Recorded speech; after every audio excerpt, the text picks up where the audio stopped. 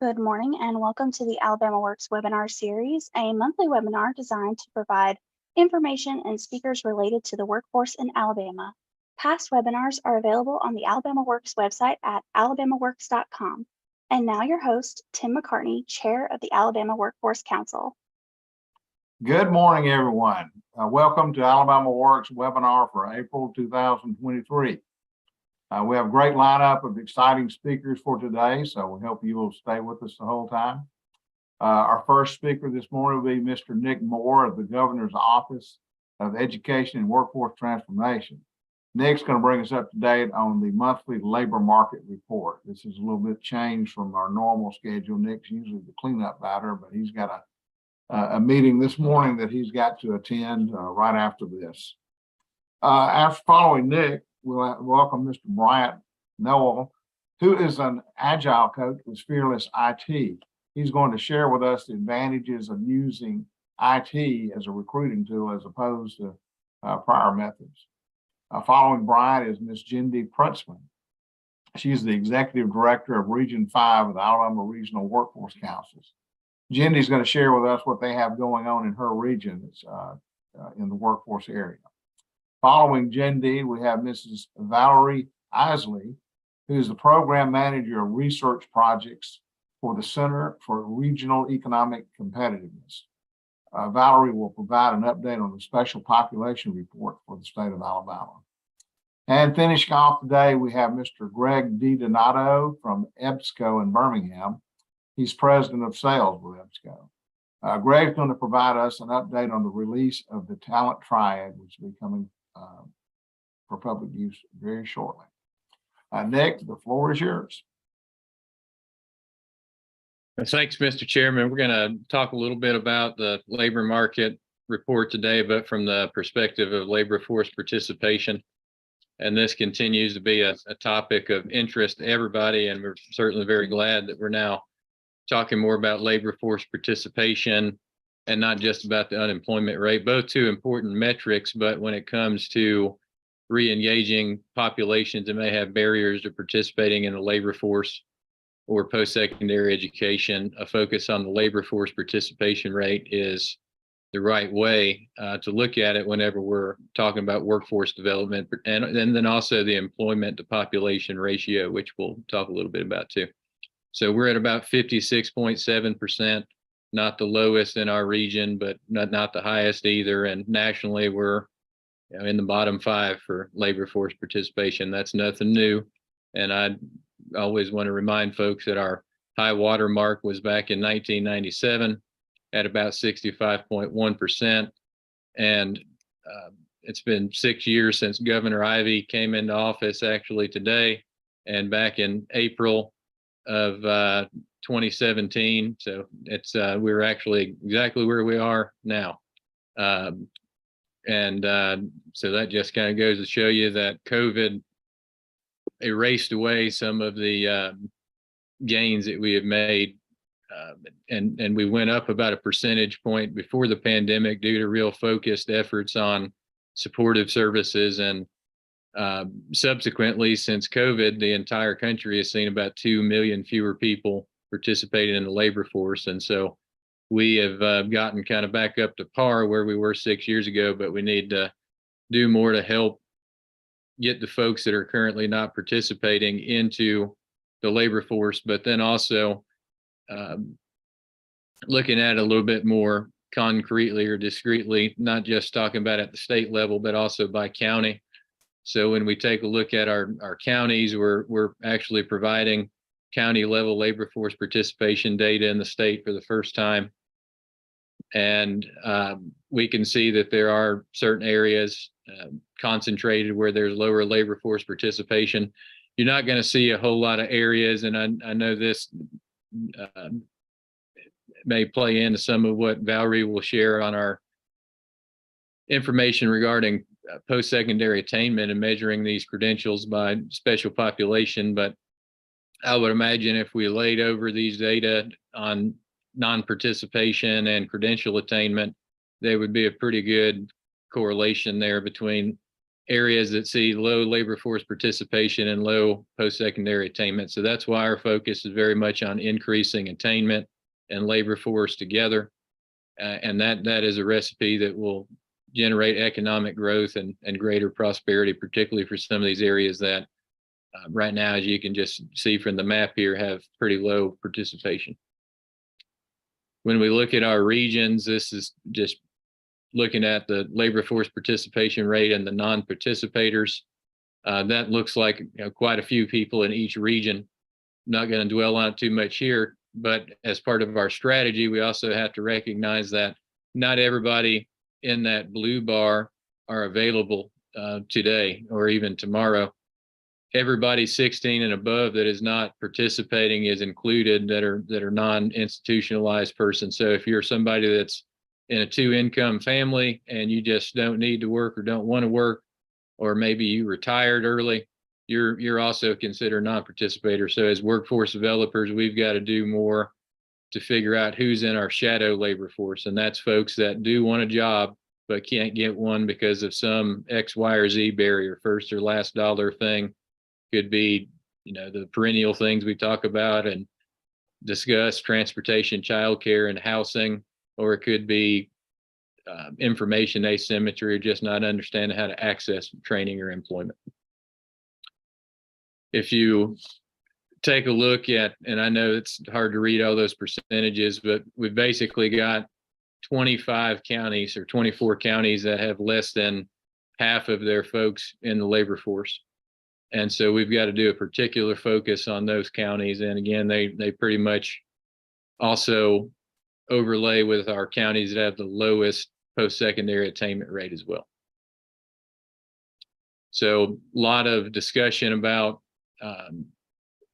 generally for labor force participation. And I know, again, Valerie's going to get into some comments about post-secondary attainment too. And one group that I want to highlight that we need to focus on when it comes to labor force participation, not that because we need to take the foot off the pedal on what we're doing for young women and girls, particularly in STEM jobs. And there's still many glass ceilings that we need to break, but there's also some barriers for men in what Richard Reeves, who wrote Boys and Men, call heel jobs. And that could be, healthcare, education, administration. And these are really important jobs too, and that we have men represented equally there. And we just see a fewer men participating, particularly prime age male labor force participation. And so this shows the prime age male labor force participation rate going back from the 60s to the present.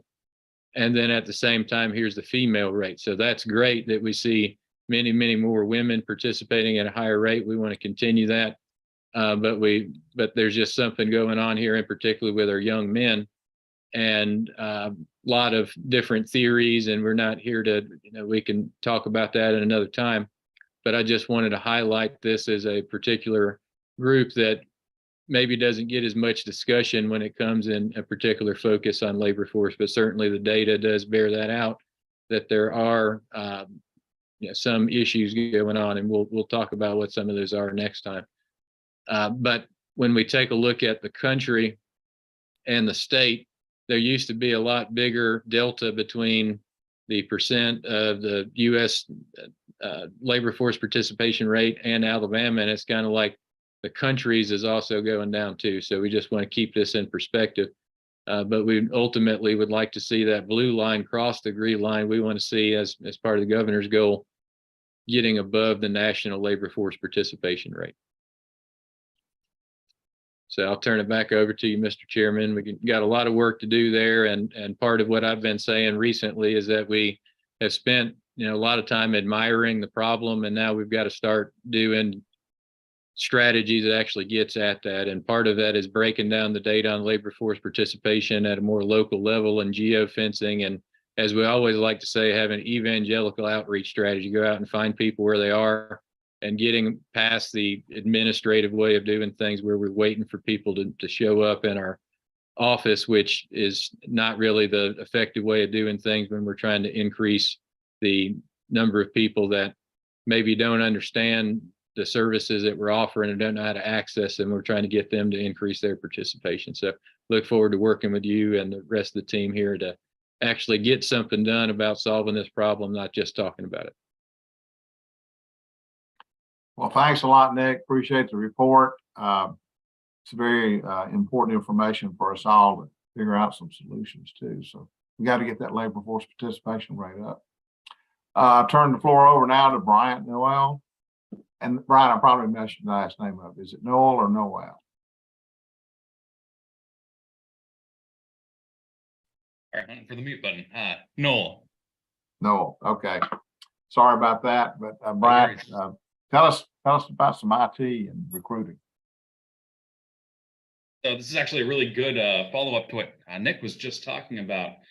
So I'm going to go over a little bit of the approaches and tools that we can try to use. At its core, recruiting is going to be a conversation. It's a collision of individuals that want to find work, that shadow workforce participation group, as well as the actual employees that want to find good people to work for them. So I'm going to talk a little bit about how IT can help reduce the barriers to making those conversations happen and drive toward better conversations to be had all together so that you can try to really go for the most opportune hiring opportunities, try to go after the right groups of people as soon as you can. So with that being said, I'd be remiss not to talk about the approaches that we've learned, as well as some of the IT tools and specific things that we've used to help make that a reality. So I'm going to go over a little bit of a couple of the approaches, the mindsets, the ideas that have really driven our recruiting departments and others in our areas around the focus areas that we pursue and how we work toward those, as well as some of the tools that try to help across this overall. So as an Agile coach, it'd be weird of me not to mention that Agile is one of the things that we've used pretty extensively inside of our space. I'm not going to read the Agile mindset overview there, but at its core, it's based around this idea of trying things rapidly, small iterative movements in the hopes that doing small things eventually equates to something very large. This idea that embracing changes as they come around and driving toward customer satisfaction is critical to the success of everything that we do. This lines in a lot with what we've seen on our approaches for how we've been able to better handle the recruiting environment in general. So we've been able to focus a lot on looking back at the metrics as we gather them. Was it the most opportune hiring situation to go after a certain role versus another? Which ones should we be prioritizing going after? Which ones offer the best benefits toward us as an organization? In this case, the customer satisfaction. The customer is the organization that's hiring. So we try to look at the metrics and the value that we derive. Let's say that we're an IT firm, so we spend a lot of time focusing on like site reliability engineers or software architects or all kinds of different approaches of that. But just as critically, you could talk about office administrators or truck drivers or anything in between, and have a conversation about how much effort is it to find a qualified individual in that space to get them hired, and what is the return on the investment for that to get them into those spaces? Which jobs are the most critical for the recruiting group to focus on at any given moment? And then you can build hypotheses and establish those and go through them and make that happen. Look back on that, look back on the metrics and say, were our guesses right? And were we successful because of them? So some of these broad approaches have been able to help us as we move through these areas. I'm gonna move on to some of the tools though, and I think this is where it's gonna hopefully get a little bit fun.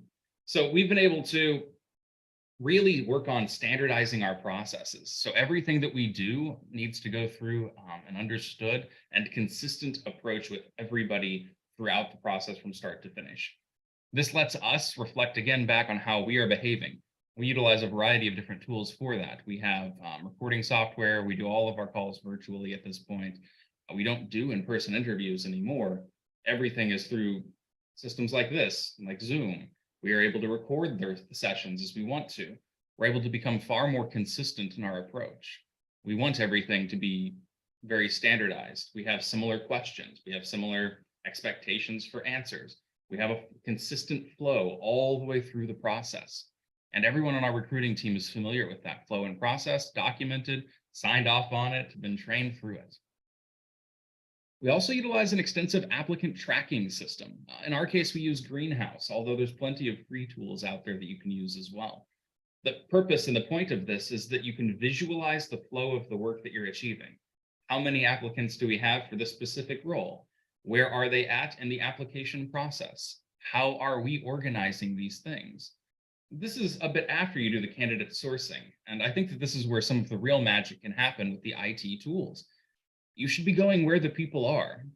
Look at things like Indeed and LinkedIn and all of the other job boards out there. Maybe a talent triad here in the very near future, which I think we're going to hear more about very shortly. All of these tools, you can set up everything from alerts to notifications to standard searches that you go through. You can start to really promote and pursue. You can put your jobs out there and you can look for people. So it can be both you projecting your information as well as coming up with a better way to receive information from these tools.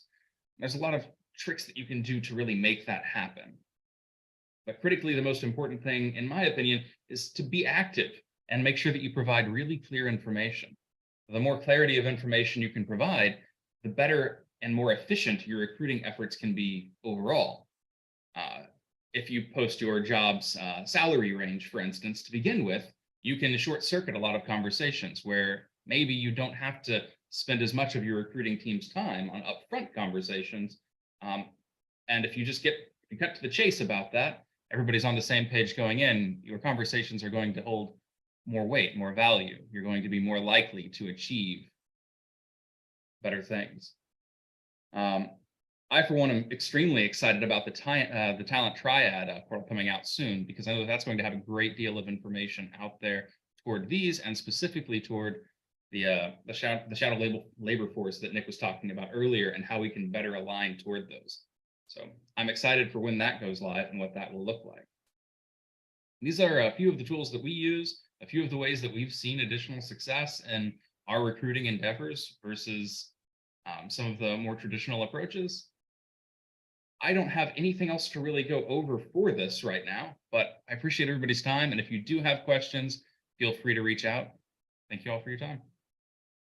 Pass it back over to you, Mr. Chairman.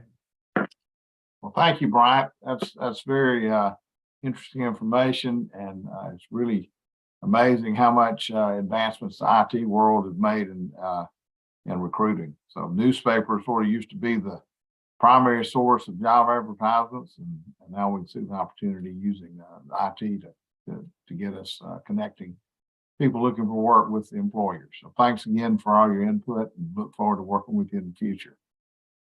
So next we have Ms. Jindy Prutzman, who is Director of Central Alabama Works. Jindy, take over. Thank you so much.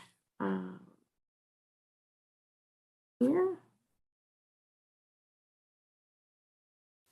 All right. I appreciate you allowing me to update today. As I'm sure all of you on the call know, our state is divided into 7 workforce regions, and we are Region 5, Central Alabama Works. And we kind of are driven by the mantra of partners, pathways, pipelines.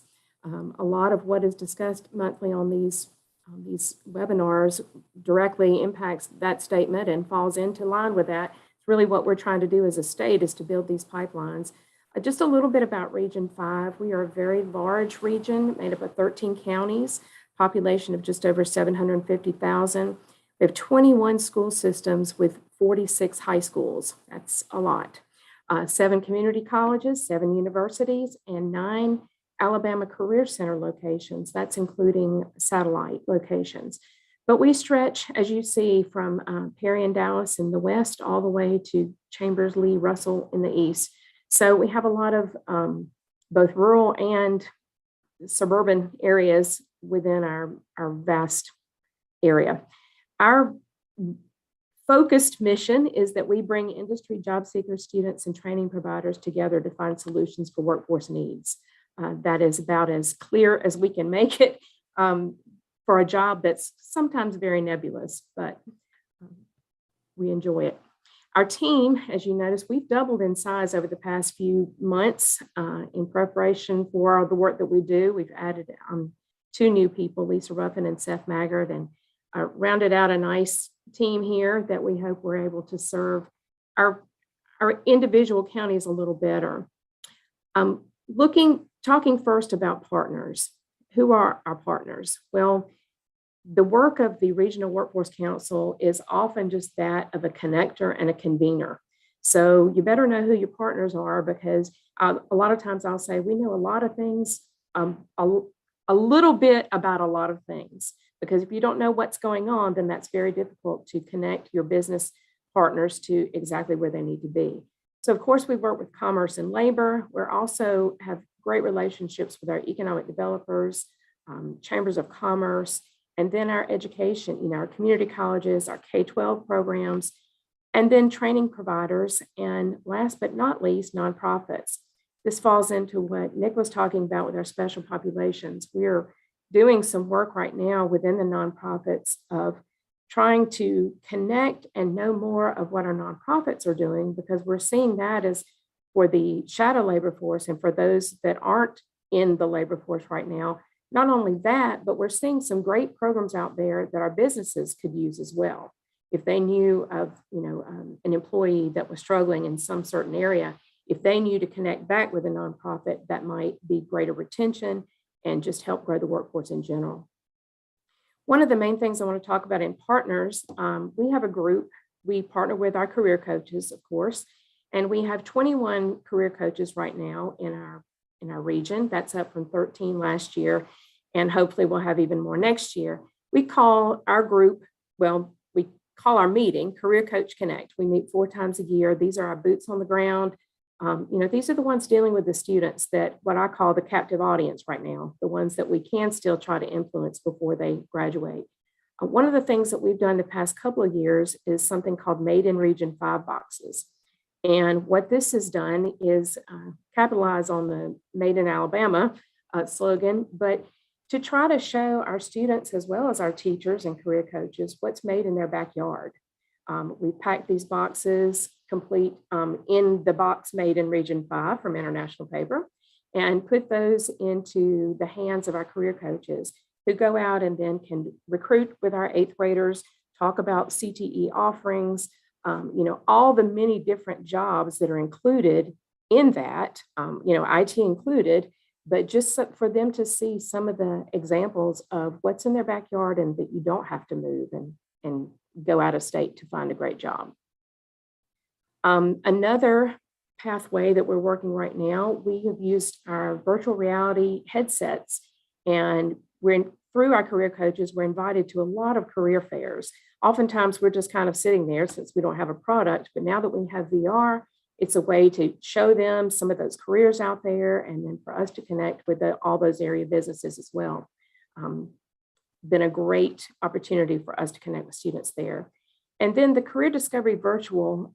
Career Discovery is our career exploration, which has been for 8th grade in years past. Last year, we kind of tweaked that and went to a new event that I'll talk about in a minute, but focus more juniors and seniors, because our businesses were saying we need students ready to go to work right now. So this Career Discovery Virtual is a platform where students can explore all 10, 11, 12 of the career sectors. And that's going to send out to our coaches, career coaches, career prep, all kind of different educators this week for students our 8th graders to connect with. Lastly, in the area of pathways, our partners, the AWSP grant, just wanted to update you on that. It's been a great thing for our region. We have approved over $3 million in training for our companies, over 30 companies served, and over 2,000 employees that are signed up for training. So we are excited about using that, have used that in 12 of our 13 counties in Region 5. So hopefully that's going to help some people to elevate their position and allow for more entry level coming in. On to pipelines. That's really what we want to, wait, did I skip? No. Pathways is my last one that I incorrectly called partners. But anyway, on to pipelines. Our modern manufacturing program, just want to update you on it. It's going really well. We have 289 students currently in the modern manufacturing program. This is a pilot program that was of course, established for our OEMs, for our automotive partners, but really has been a great for a lot of different industry. You see them all in the virtual headsets, just allowing them to explore a lot of the different things that are going on in our state in general. But right now we're targeting those seniors, trying to get them to work. Really, this is for those students who are looking to go to work or maybe to their 2-year program or 4-year, fine, but we want to give the options to the students, so that they know every path does not look the same.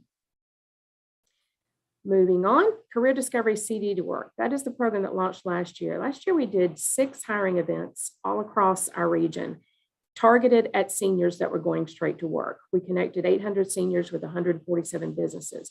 This year, we're targeting the East and Central and holding 2 events really focused on juniors and seniors and focusing on our top 5 and 5.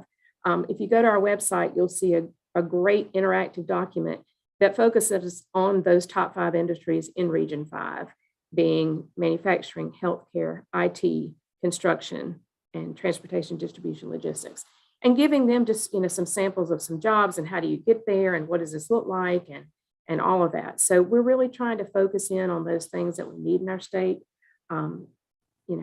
connect them with what they need and get them, be the liaison or the interpreter, we often say, between education and business. That is it in a very quick nutshell, but I wanted to also tell you coming soon, we'll be doing more of that connecting with nonprofits. We're very excited about that, using, highlighting those programs and helping people one at a time, really from the labor force participation side of it. Also, our sectors, we work in sectors of all kinds, and our sectors will be concentrating in May on childcare. We know that's a big issue right now, and so we want to draw the attention to that and try to provide some solutions. So thank you, Mr. Chairman, for allowing me to present today, and if any questions, feel free to connect with me. I'd be happy to answer. Well, thanks, Jenny. Appreciate that. Appreciate all the work that you and your team do for Central Alabama and the state of Alabama as a whole. Thanks again. We'll have you back soon. Our next speaker will be Ms. Valerie Isley, who's Program Manager over Research Project for the Center for Regional Economic Competitiveness. I'm just real pleased I got all that out without stumbling too much, Valerie. So the floor is yours. Thank you.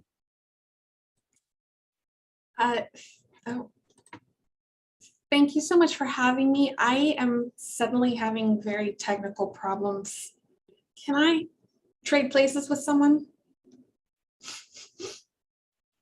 Well, this is where the juggling comes in, because is Greg DiDonato on the line with us yet? I don't see Greg. No, unfortunately not at this time.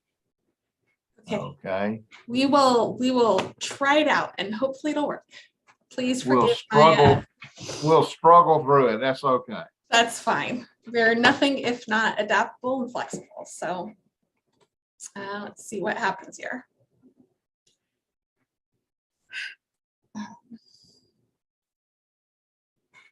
Okay.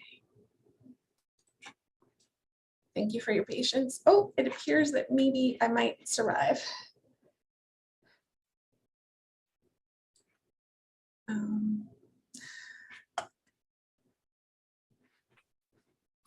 So sorry. There's a reason we have this on Monday. Okay.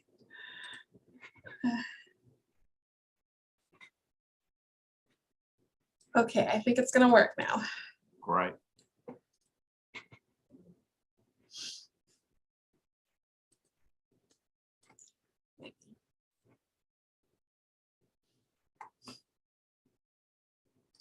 How about we try this? Be really adaptable.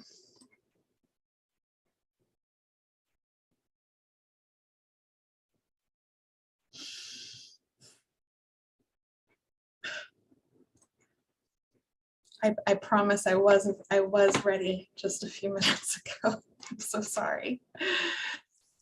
There's 3 things in my book that destroy a presentation: technology, children, and animals. You can always depend on them to make make you a problem. Yeah, that's accurate.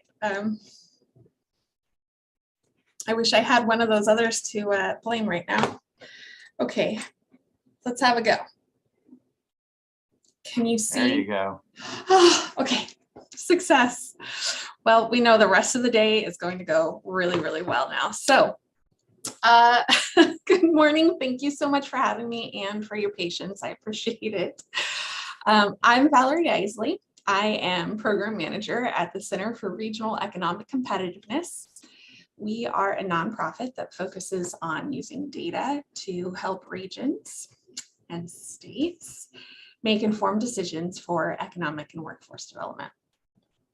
We have a long-term collaboration with Credential Engine, which is another nonprofit that is dedicated to improving transparency of and access to information on credentials to benefit learners, employers, credential providers, and policymakers.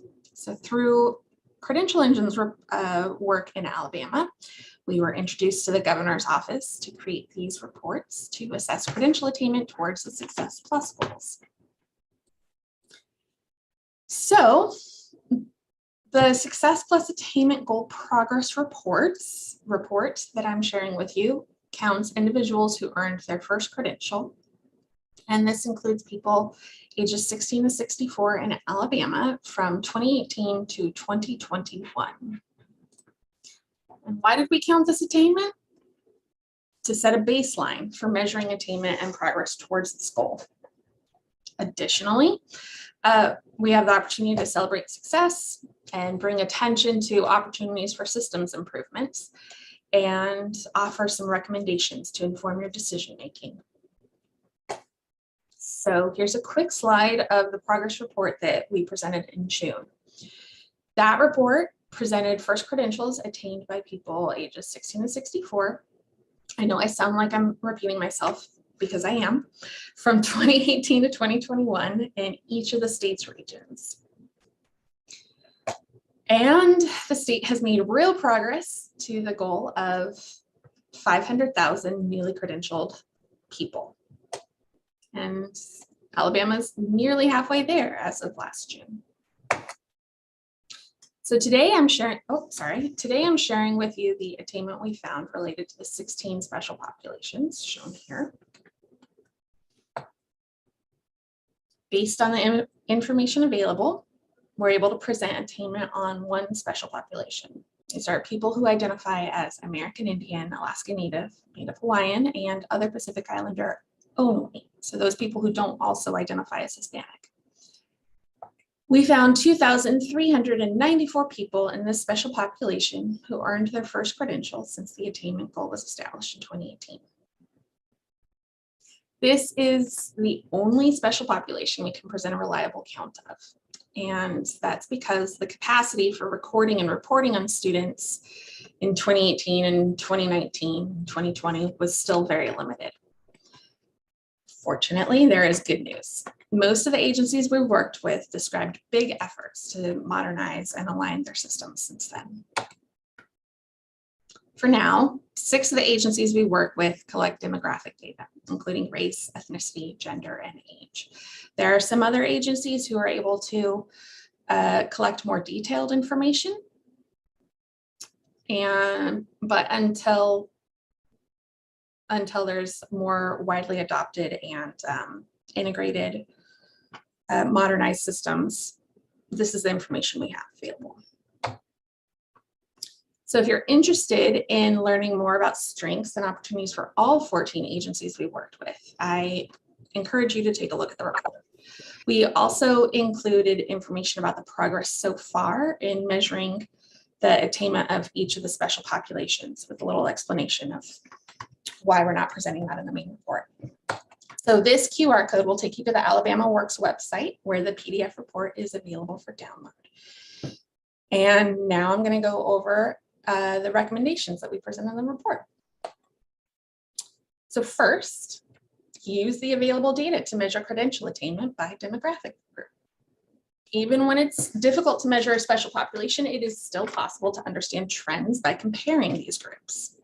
I'm going to show you a quick example of how to use the data that is currently available to understand credential attainment. This graph shows the distribution of the state's working age population. That's 18 to 64 across race and ethnicity groups. If credential attainment is shared equally across demographic groups, then we expect the percent of credentials attained by each group to be similar to what we see here. And here, that very smallest percentage, that's that special population that we were talking about before. So the gray are the percent of all credentials attained by each group during this time period compared to the population distribution. Okay. So you can see there's definitely some gaps, especially in the Black or African American group and the white, not Hispanic group, but they're fairly close, relatively speaking. I'm going to break down the attainment a little bit more by credential type now. So the green is the proportion of all degrees attained by each demographic group. These are 2- and 4-year degrees. They're first credentials that were recorded. You can see that the differences are wider. The white population is much more likely to attain their first bachelor's or associate's degree than minority students in this time. And then the red are non-degree credentials. And you see the exact opposite trend. So this is just a quick example of how the available data can help you understand your programs and policies. This reminds me right now of how we might be able to apply some of this information, demographic information, to Nick's example earlier about bringing men into the healthcare and other caring industries. Our report also includes an example of using demographic data to compare CTE credential attainment with enrollment and completion. So on to the other recommendations. We know communicating data to stakeholders is key to encouraging innovative programs to meeting the needs of special populations. And as your programs come online, it's important to plan how to record and report the results. We see that with the agencies that weren't able to show us data from 2018 and 2019. So putting in the effort to upgrade legacy systems now will pay off in the long run. One example that I do want to highlight is that AICS data systems don't yet have the capacity to track their low-income students, even though the schools and universities have the information to share with them. So academic credentials are the largest source of first-time attainment, and until their systems, AICS systems, are upgraded to be able to incorporate this data, it's not possible to understand the effects of statewide efforts to serve low-income students. Assembling the data, analyzing it, and writing the reports takes a lot of time and expertise, and my team can vouch for that. And very few agencies have the resources for this.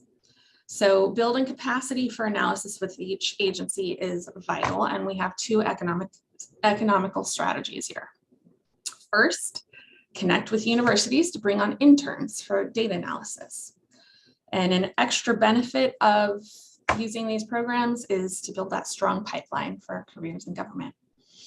And second, there are several federal agencies that collect your data.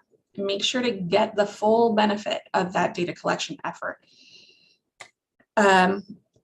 In the report appendix, we actually have a list of all of the direct contacts for taking advantage of the training and technical assistance services that these federal agencies offer states. The effort required to coordinate across agencies will pay off in order to answer key policy questions. For example, measuring the return on investment for businesses that participate in Ingram State's apprenticeship programs it will require coordination between the schools and Office of Apprenticeship. But these findings might justify scaling up and expansion to other agencies. Keep up the momentum to build the state's longitudinal data system.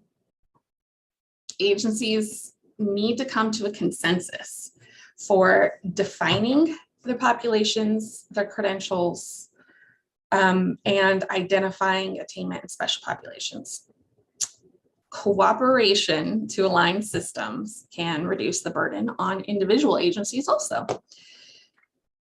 And in the meantime, agencies can share data.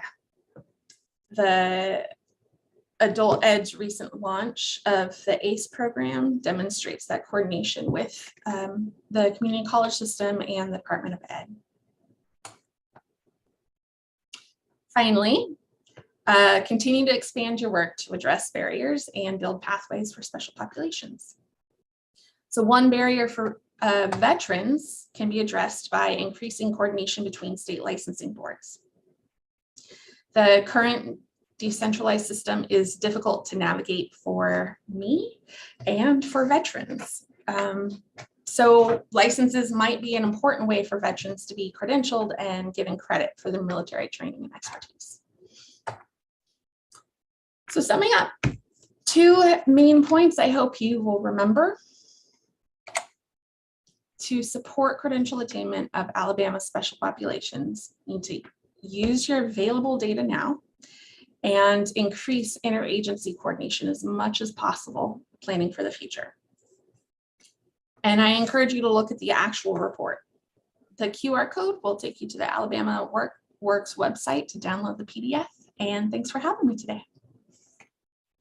And Thank you so much, Valerie. Appreciate that. Very important information. I encourage everybody to go to the AlabamaWorks website to bring down that report and study up on it. So we're still going for that 500,000 additional credentials, degrees, and certificates by 2025. We've got 2 years from the end of this month for our deadline. So let's get with it. I believe we have Greg DiDonato from EBSCO with us this morning. And Greg, you're up next. Tell us a little bit about the talent triad and how its rollout's coming. Thank you, sir. Appreciate it. So we, let me just get this into presentation mode here.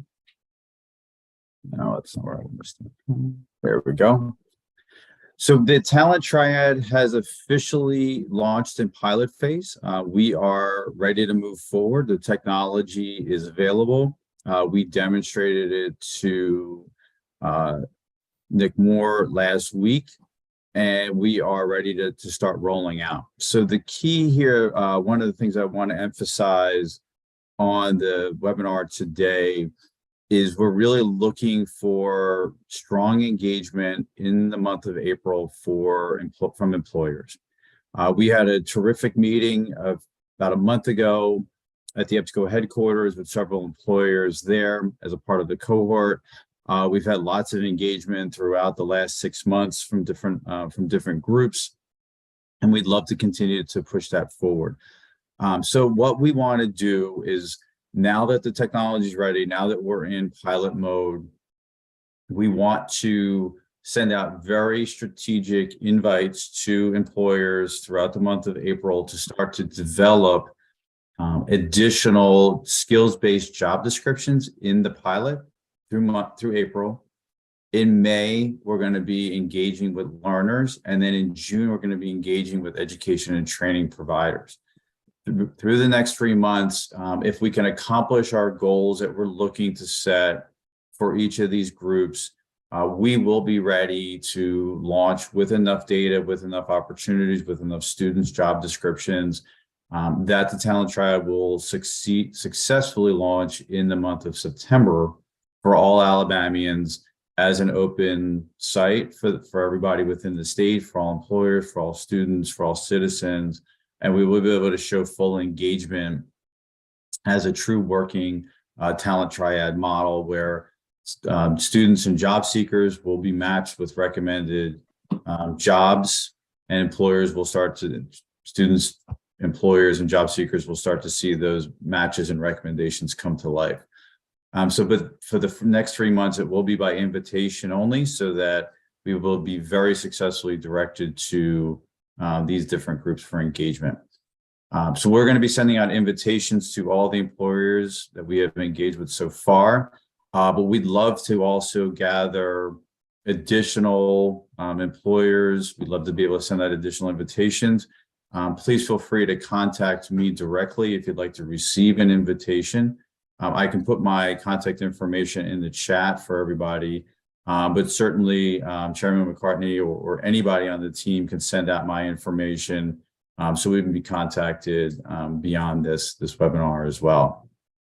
But I did want to also show how easy this might be for for employers to start to put in their job descriptions. Let me share the actual site itself.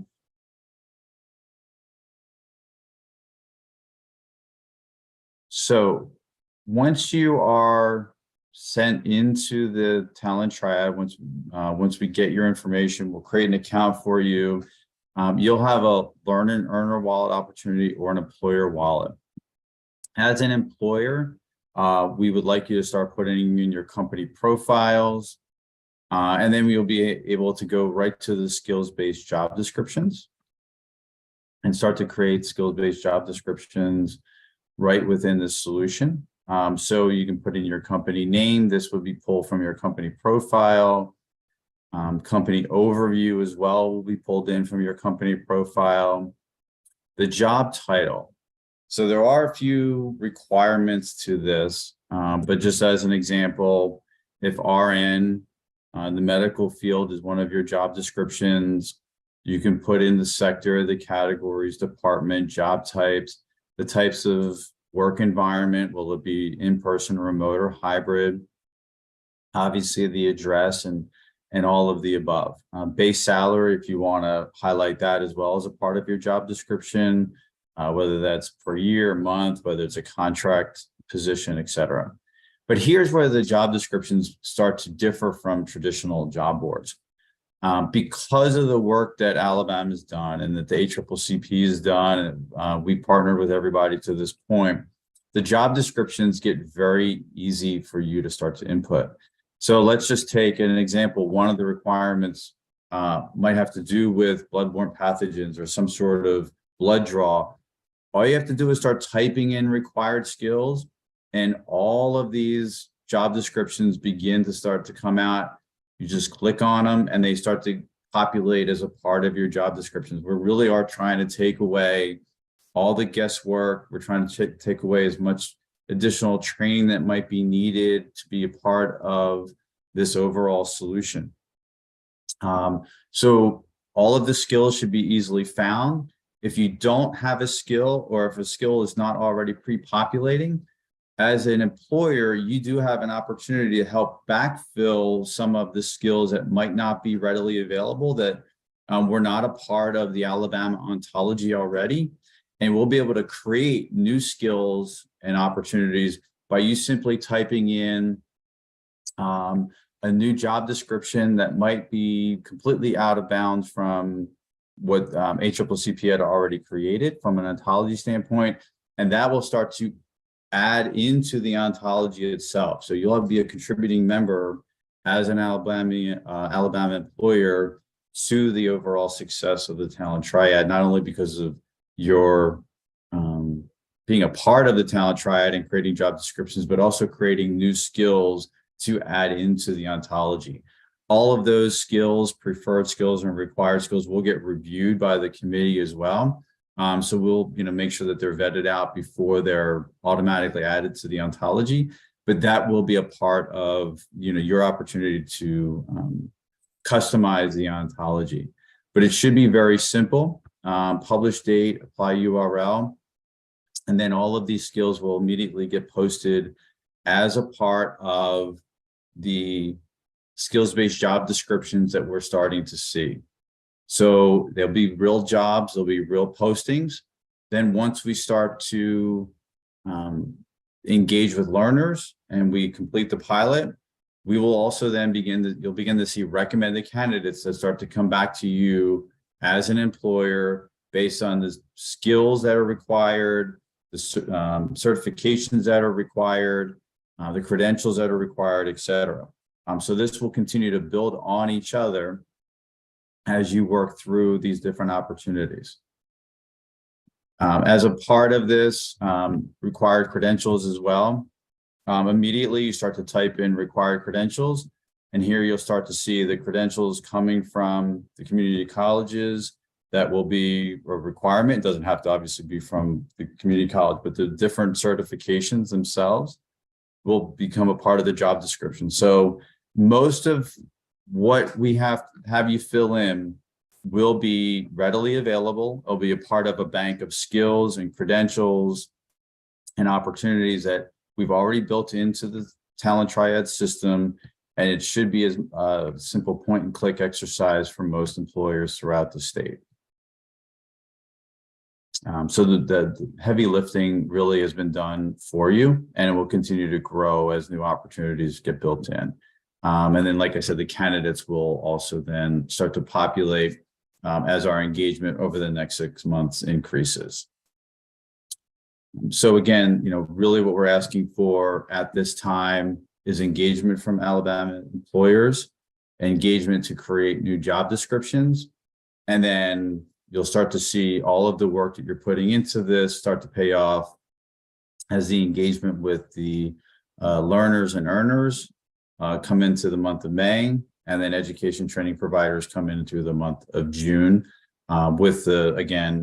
By this summer, we'll start to see those recommendations. You'll start to have the opportunity to interview those candidates, and then continue to build your pipeline as we promised throughout this whole process.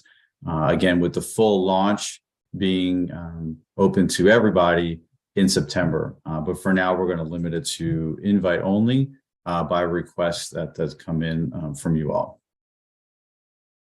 Any questions, Chairman McCartney, on how we might be able to help roll out the invites?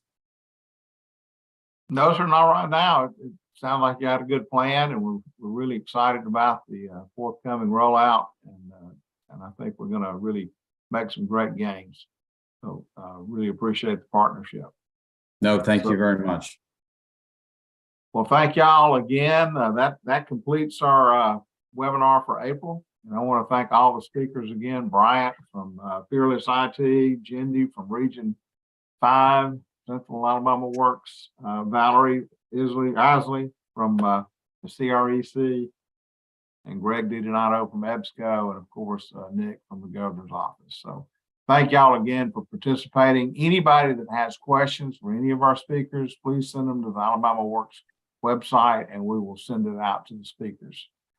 So have a great month of April. We'll see you again